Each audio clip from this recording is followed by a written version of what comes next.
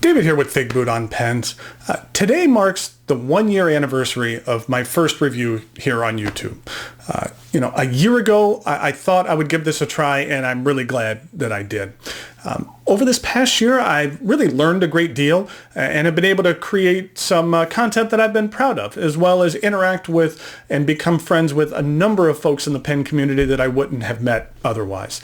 It really blows me away when I see the YouTube metrics that shows that someone in every single country in the world, other than about a dozen, have viewed one of my videos. And that's just incredible. But if you know anyone who lives in Central Africa, then tell them to watch a review or two, because not a lot of folks in Central Africa are watching fountain pen reviews. I cringe a bit when I look back at some of my early reviews. The lighting was terrible. I didn't own any lights, so everything was shot with natural light, which really limited the time I could shoot. And I could never get a consistent look because one day would be cloudy and another day sunny and so forth. But the reason for this was that I wanted to test the waters a bit with doing reviews and making sure that it was something that I would enjoy. And I didn't want to go out and purchase a bunch of equipment right off the bat if I wasn't sure that it would be something I'd be doing for an extended period of time. So I worked with what I had. When I watch a reviewer or a vlogger on YouTube, I'm always looking around in the background for interesting things, mainly things that person probably forgot were back there and didn't intend to show on camera. So I've always been very cognizant of what's going on behind me. In the beginning, I actually kept my monitors on. I was going to have different wallpaper set up each week, but after a few reviews, I realized having the monitors on was a bit distracting, so they've been off ever since. On the left-hand side of the screen, I typically put a pen box or two. Usually it's of a box that I'll be reviewing, of a pen I'll be reviewing in the near future. And then on the right-hand side of the screen, I usually have some of my Rubik's Cubes in various patterns. Some of the things I've tried have worked out and gotten really great reactions, and other things haven't. That's what happens. I enjoy magic and doing magic tricks, and at one point I thought it would be fun to incorporate some magic tricks in the reviews.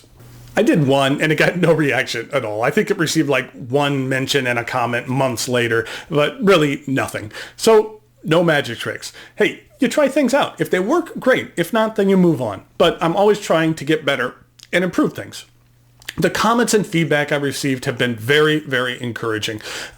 This is the internet. I know you're going to run into a goofball every once in a while, but the overwhelming majority of the comments I've received have really added to the overall conversation in a very positive fashion.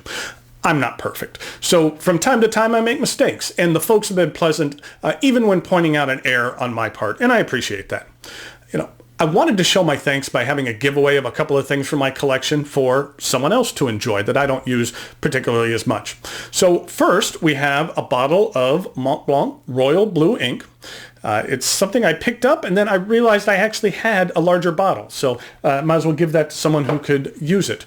And then also, to go with the ink, I have a TWSBI Eco with a medium nib. I have the box and everything for it as well. But I wanted to give these away.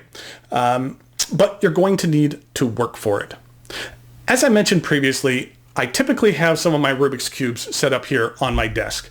Beginning in July of 2016, in most videos, I began representing flags in the cubes. Flags which were associated with the pen or the other item that I was reviewing. Sometimes the cubes are just showing the color of the flag, and then other times the entire flag is represented. Now, you have to imagine some flags are tougher than others to create in cubes, so I got as close as I could come, but I think they're pretty close. So since that time, I have represented 5 countries, 2 U.S. cities, and 2 U.S. states. Some countries have been represented more than once, and I will say to find each of these, you don't need to go back further than July of 2016. If you would like to be entered into the drawing for the Eco and the bottle of ink, all you have to do is just email me at figbootonpens@gmail.com with a list of the 5 countries, 2 cities, and 2 states. And you don't need to say what review they were on, just list the answers. You can leave a comment in YouTube if you'd like, maybe share how many you were able to find, but don't put your answers in there. You'll just be giving away the answers to everybody else. Now, I realize the cities and states might be tough, but I think it just might narrow down the entries and increase the chances to win for those that actually put in the effort. I will randomly choose a winner from all folks who can name all 9.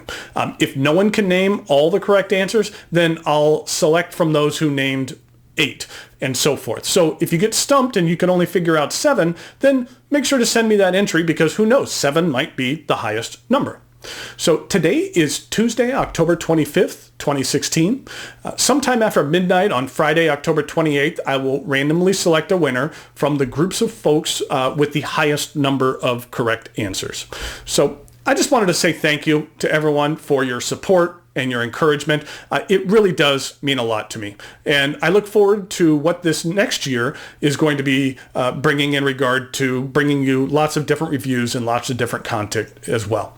So thanks for watching, and I'll talk to you later.